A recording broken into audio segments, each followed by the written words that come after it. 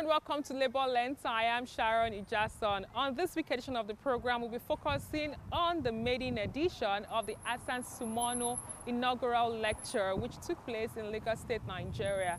We also have news stories for you. We will be right back.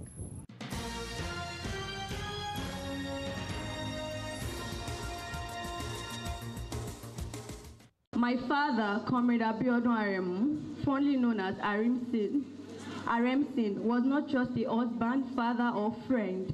He was the voice of the voiceless. Friends, comrades, and activists gathered in Lagos to celebrate the life and legacy of late Abiodun Aremu, a steadfast activist, socialist, and advocate for social justice, who dedicated his life to the struggle for a better Nigeria. Aremu took part in every struggle involving Nigerian workers, not just the NSC and TVC, the struggle of workers in the shop floor.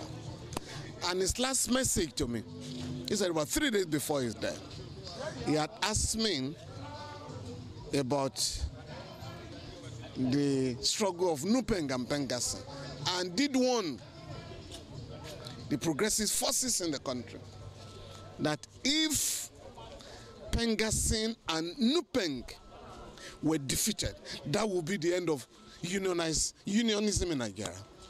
And we have mounted a legal and political battle to ensure that unionization is not banned in Nigeria by the capitalist class.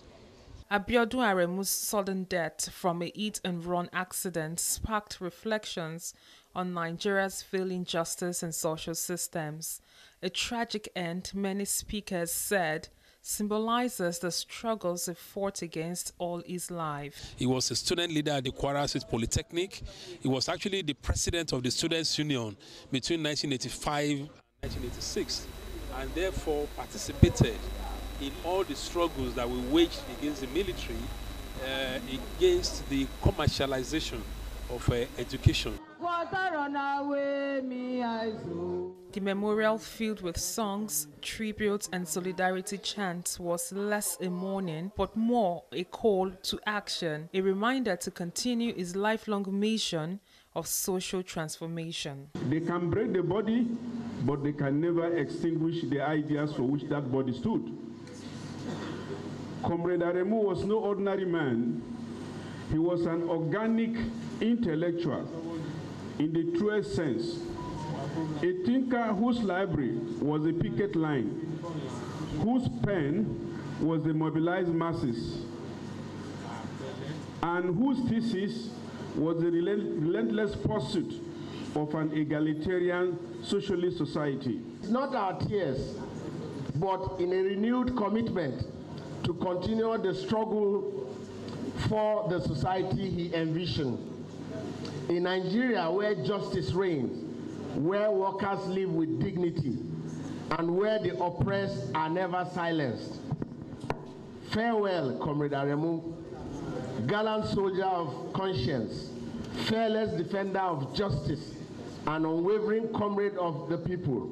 Your struggle lives on, and your legacy will not fade. Abiodun Aremu's legacy lives on in the movement he helped build, the comrades he mentored, and the ideals he defended till his last breath.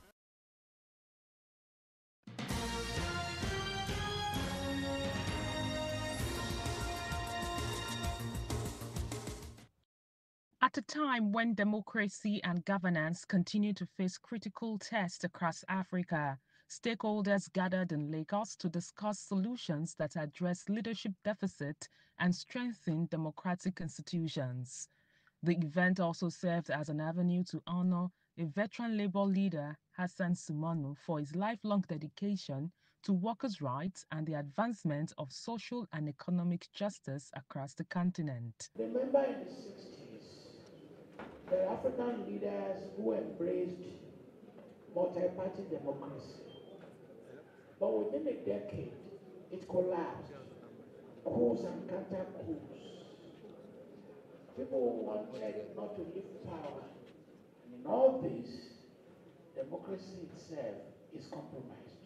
Just to signal the events and activities that will be taking place at the Hassan Sumanu Center for Leadership and Governance. So this is a trailblazing topic, and then the center is going to, build icons for leadership amongst the students. So we have to start the discourse along that line. The newly established Hassan Sumanu Center for Leadership and Governance will serve as a training hub for future leaders, promoting radical thought, critical analysis, and people-oriented policies. The NLC throws its full weight behind this center. We see it not just as a building or an institution, but as a furnace for forging the next generation of the class-conscious leaders. We assure you of our support, our unfleeting solidarity, wherever and whenever you seek it. Speakers at the event also used the opportunity to highlight the broader issue of state capture, economic inequality, and the need for a return to people-centered governance built on transparency and accountability. The Nigerian Labour Congress to ASU and organize labor in Nigeria to make this center one of the best leading centers, not only in Nigeria, not only in Africa, but all over the world. The launch of the Hassan Sumanu Center is expected to inspire similar initiatives across Nigerian universities, fostering a new generation of leaders equipped to drive social and economic transformation.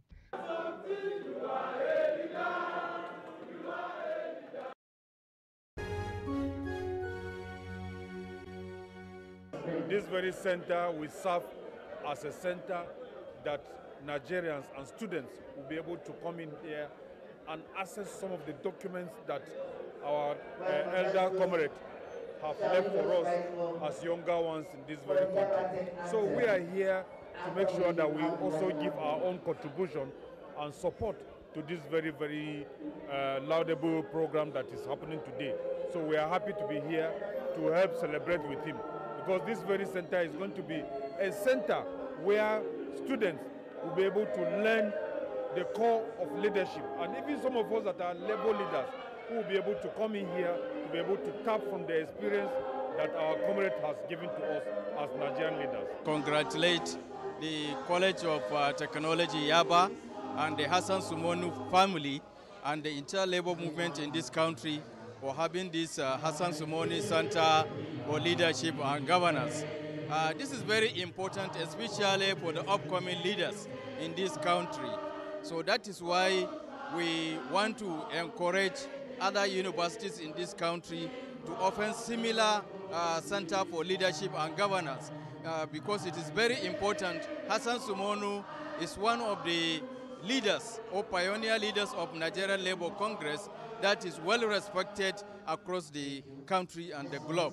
We have a faulty democracy, we have deficit leadership, and we have governance errors. So, and in order to reposition this thing, to reorient this thing, so this kind of leadership is necessary. On the profile interview segment this week, I'll be speaking with Comrade Hassan Sumanu. He tells me some of his experience serving as the #1 worker of Nigeria in 1978. He also spoke about his alma mater, the Yaba College of Technology, and its drive towards establishing the Hassan Sumanu Center for Leadership and Governance. How does it feel for the creation of the Hassan Sumanu Center for Leadership and Governance? I consider it a great honor. I'm grateful to the Almighty Allah that it is during my lifetime and not after my demise. So that's one of the things I'm grateful for. Secondly, it's also the fact that, thanks also to my trade union mentor, the late Comrade Abiodun, who taught me the ABC of trade unionism. We followed his footsteps, and I think it has been very rewarding for me to follow the footsteps of giants like the late Comrade Abiodun, who taught me trade unionism and whose values I also imbibe, which has also guided me in all my trade union work for over 50 years. Okay, it's not just the establishment of a leadership and governance center, it's also the commencement of a lecture series in your honor. This year that this conversation started, the title of the lecture series is Democracy and the Dynamics of Development in Africa. Can you tell us why it's important for us to have such conversation at this particular point in time?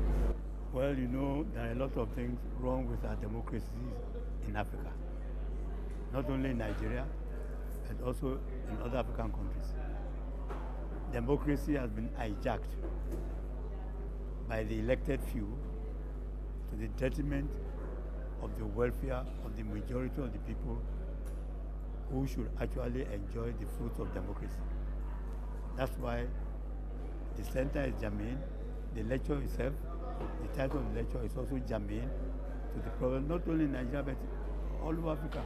Like the lecturer, Professor Otoyin Falola, said in his lecture, you know, he cited the cases of Cameroon, cited the case of Uganda, where leaders have been, you know, have been elected and re-elected for over 40 years, and whose families, you know, have taken over their personalized governance in their countries. So it's a failure of democracy. Can you call that democracy in Cameroon? Can you call it democracy in Uganda, where leaders are, you know, perpetuating themselves in office? That's the, you know, democracy of a family by a family in the interest of the family. That's not in the interest of the people. So that's why, before Nigeria also slides into such, it has to be a wake-up call for all of us, particularly for the youth, so that this democracy will not be hijacked to make it a democracy of the rich, for the rich, by the rich, in the interest of the rich. During the lecture, some recommendations were made.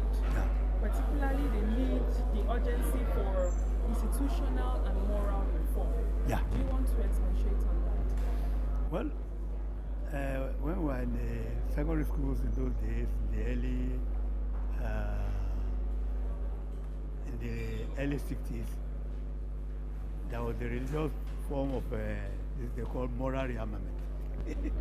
You remember that, you know, which book came out, some group came up with for moral rearmament of the individual to benefit the society.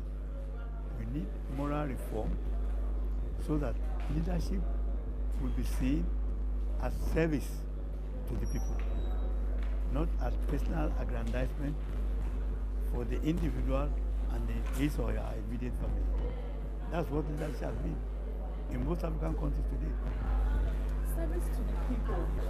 Can you bring us up to speed with some of the achievements? One of them is the citizenization of the national minimum wage. And if you'd like to share one or two things about that struggle, then juxtaposing it with some of the demands that some of the current trade unionists are still faced with. Well, I remember in 1981, in my 6 years term, 2 terms as president of Nigerian Labour Congress, as the pioneer president, we went on strike only once. And that is on May 11th and 12th, 1981, for minimum wage, for national minimum wage, for May Day. The May Day we are celebrating today as a public holiday was part of our demands, you know. Charter of demands. As part of our, you know, it's part of demand that we won, you know, as a struggle. A lot of people don't remember today that May Day did not just come on a platter of gold as a public holiday. It was a struggle. It was part of what, you know, we were even getting transport allowance in addition to the minimum wage. We got transport allowance, you know, housing allowance to make the 125 minimum wage to reach 150. And that 150 naira that time is worth more than the 70,000 today. And then see, this government of President Tinubu is trying, but we are not happy that he has put everything on the plate of the IMF World Bank. I was telling the secretary to the government, Senator Akume, on May Day this year in Abuja. They should mention one country that IMF World Bank praises that has ever succeeded in their socio-economic policy anywhere in Africa, anywhere in the third world. Look, they were the borrowing and lending money to Nigeria. They are now the ones saying that that money they are lending is not well spent by the government. That's not reaching down to the people. You get the point now? They know what is happening. We rejected the social adjustment program of the IMF World Bank since the 80s, not only in Nigeria, but throughout Africa.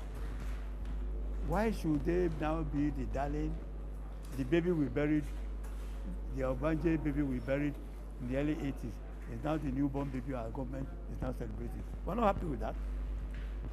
Don't you have economists and development economists, Nigerians, who can give our own government better ideas on how to get Nigeria developed? I was at the OAU Special Summit on Africa's Debt in October 1987 in Addis Ababa, when African leaders were discussing Africa's debt and debt servicing. And I remember what the late Thomas Sankara of Burkina Faso said this, our so-called development partners, they have been gambling with us and our economy, and they have been winning. But this time around, the debt they have put on our listing, they are unpayable. So they have now lost their listing. So when you gamble, when you win some, you have to lose some. And I remember the observation of President Kenneth Kaunda, who was chairing that meeting that day. He said, young man, I admire your courage, but I'm afraid of you. I'm afraid for you. That very month, Sankara was killed. Look, we have been saying that why should we be afraid of people and then offend God? Our people, the welfare of Nigerian people should be the raison d'etre of our leaders and our government. Not from external world. Not what IMF World Bank dictates. They don't wish us well. Two, we are spending too much money on politics and paying salaries of political people and politicians to the detriment of development of the people. So what will be your recommendations going forward? My recommendation going forward is that first, we should stop any loan from IMF and World Bank. Two, any money that we borrow must be used for projects that will bring in money for repayment and for development, that will bring in jobs to the teeming population, that will improve agriculture. They should sit down with us and talk. They should not sit down only with their own political cronies. They are not telling them the truth. Those who tell them the truth, they are running away from those who tell them the truth. And IMF World Bank structure, you know what you call it in Yoruba? You know what you call it in Yoruba? Olowo ko otoshi mefa, otoshi di meje. One rich man plus 6 poor people equal to 7 poor people. And we cannot allow Nigeria to be controlled by a few people, because in the struggle we didn't see them. When there are people who are being killed in the coal mine, when there are people who are being murdered on the street for protesting, for asking for independence, they are nowhere to be found. And now we got independence, they want to corner all the wealth of Nigeria. We cannot accept that. Are they making use of people, Nigerian economists and so on, to develop Nigeria's own indigenous developmental projects? They are waiting for IMF and this thing, IMF World Bank. How can a slave master want freedom for a slave? We have become their economic slaves. We should liberate ourselves. This is what we are saying. I know that you have experience in Pan-Africanism. Yeah. If you want to talk about locally right now as we speak, we are getting to that age whereby it's looking like as if labor is fading away. Unionism is dwindling. We have employers of labor that does not want workers' representation anymore. I know that it took people like you and some other labor leaders to fight that, and for us to, for the... Millions of Dangote cannot destroy unionism in this country. Quote me. A million Dangote cannot destroy unionism in this country. Because unionism came before they were born. And it's going to stay. Because, look, our Nigerian constitution guarantees freedom of association, freedom of religion. The workers have a right to belong to any union of their choice. No employer has any right to deny any Nigerian worker the right to belong to a union. They say he has established, yes, I admire him, he has established industry and so on, but he has no right to deny Dangote workers from belonging to a union.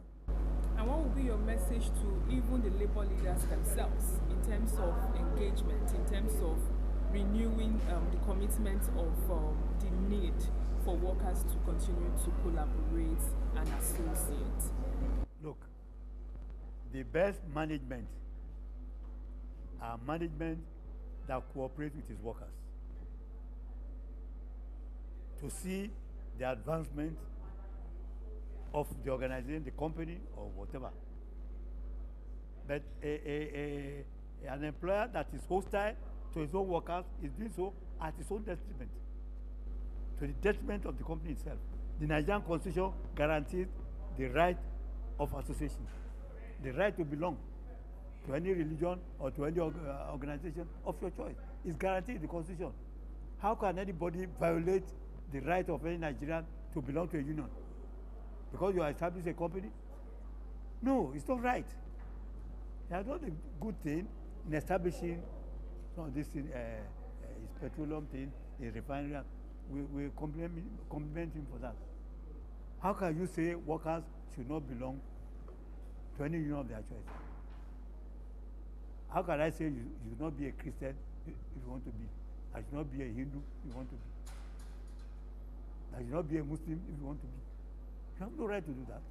The Constitution guarantees that. This is what we are saying. And you know, when people become too rich, they think they also have power of life and death over their workers. They have powers of life and death over the... They don't have. They don't have. We struggled for independence for this country. How many workers died before this country got independent? Where were they? When the workers were facing the bullets of the colonial masters, where were they? So Obedele to Adamumbula. Now that everything they now come. No, this country belongs to Nigerians. And Nigerians must be the laws of what God has given to them as country and all its resources. On a final note for this interview, what would be your expectations for the Hassan Sumonu Center for Leadership and Governance? My expectations will be that the center will continue to train present and future leaders at all levels and to imbibe the character for which this center has been set up. One, character of honesty, service, hard work, patriotism, and visionary leadership. So would there be any other expectations in terms of maybe certification, in terms of... Of course, there will be research and development. Don't you see our people? The professors are here. Look, when I was president of NSC for 6 years, we didn't allow any foreign country to come and give lecture here for workers. We had our universities that time. We had our NECA, where we used to invite NECA people to come and give lectures at workers. This thing. We have in-house expertise that we are making use of for 6 years. We say, look, if you want to help our workers, open the doors of your trade union colleges in your country. We trained over 2,000 cadres abroad. A lot of them are still in the leadership of the NLC today. A lot of them, up to today. But when they were coming before to come and organize lecture, they used to bribe to say, overthrow this, do this, this man is too radical, overthrow him. That's why we banned them that time. Education must continue at all levels. Members and leaders must have continuous education to have improvement in their, in their delivery, at their workplaces, and as contributions as citizens to the economy of our country. Look, there is hardly any state in Nigeria that does not have 1 or 2 strategic minerals. Where are the minerals? Who are the people exploiting them? Bandits are mining gold. So many days for the thief, 1 day for the owner. There is no reason why Nigeria should be poor, because the Almighty God has endowed this country with human and natural resources just because of the greed of leaders. We have a say at home,